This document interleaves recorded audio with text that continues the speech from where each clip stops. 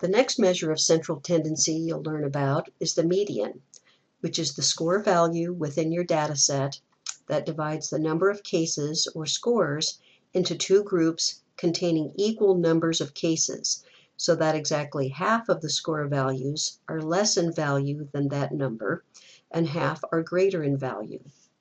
The first step in determining the median requires that the cases or score values be arranged in order of magnitude of value from the lowest to the highest score value.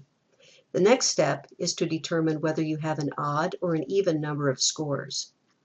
The way the median is computed depends on whether there is an odd or an even number of total cases, your n, in the distribution.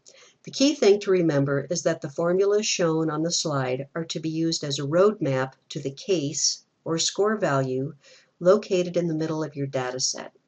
The values generated from these formulas are not themselves the median. Clicking on the link posted next to the video of this presentation on the Blackboard course site will take you to a larger view of a worked example. When we must choose a single score that best tells the story about the central tendency of our data set, that decision is based on whether our data set is normally shaped, in other words, approximates the bell-shaped curve, or whether the data set is skewed. Figure 3.5 on page 72 in your text shows you an example of a skewed data set. For this population of n equals 6 scores with a mean of mu equals 4, notice that while the mean is the arithmetic average of the data set, no subject actually had the score value of 4, and that the mean does not represent where most of the scores cluster.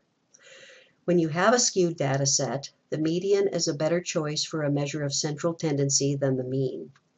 With respect to the bullet on the slide that says the mean is the balance point of the distribution, notice where the mean of 4 is on the graph. Its location along the range of values in the data set does serve as a balance point.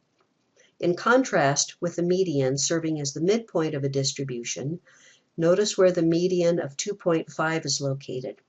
Half of the scores are less in value than 2.5, and half are more in value.